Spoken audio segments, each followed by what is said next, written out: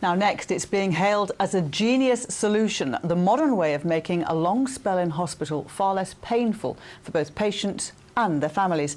Last year, a Gateshead landlord heard a customer say how tired he was after visiting his elderly father in hospital and then spending hours, as well as many pounds, ringing the family to keep them up to date.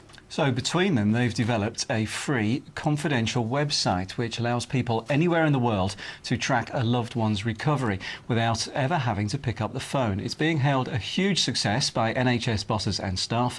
And Rachel Bullock takes a closer look at justvisiting.com. Sandra Harland is sick of being in hospital and sick of struggling to stay in touch with distant relatives keen to know how she's doing. It's her second stay at Gateshead's Queen Elizabeth Hospital. Last time she spent 16 days in bed after a hip replacement. So she paid for the bedside TV and phone service to contact loved ones and to keep herself entertained. But she was shocked by the cost. It's £35. Yeah, it's quite a lot of money. I couldn't get out of the room, so that sort of kept me sane. Fortunately, I'm in a position where, I can afford it, but there are a lot of people out there who can't afford it. Now facing another fortnight here, Sandra's signed her family up to a new free website, allowing visitors to keep an online track of a patient's progress. Friends or family around the world can log on with a private patient code. I think it's marvellous. If they live far away, people that can't visit you, one person can go home and switch the computer on, send a message, or, Mum's fine today. Not sit and worrying, well, have they told so-and-so and does so-and-so know how I'm doing? Hello, Paul. Hello, Rachel. What would you like?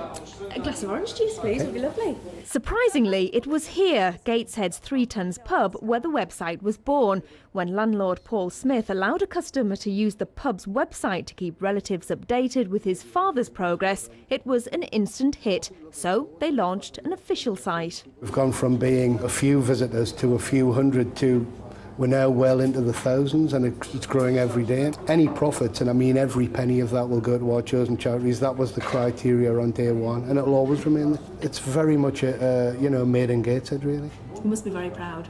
I'm very proud of it.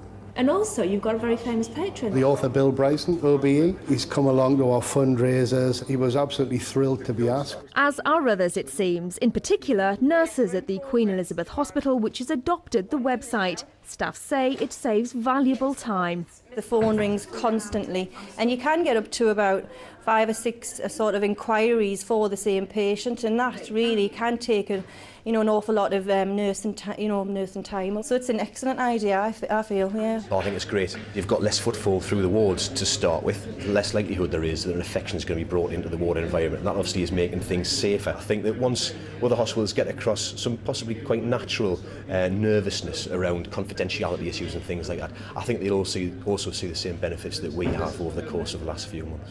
Gateshead East MP Sharon Hodgson agrees. She campaigns against the cost of hospital car parking and the price of the television service. So I had a constituent who got in touch. Their husband had been in hospital for an extended stay, and they'd racked up a £300 to £400 telephone bill. Well, the cheapest deal gives you 24-hour access to the television, internet, radio, games and use of the phone lines, and those phone calls are charged at 10 pence per minute.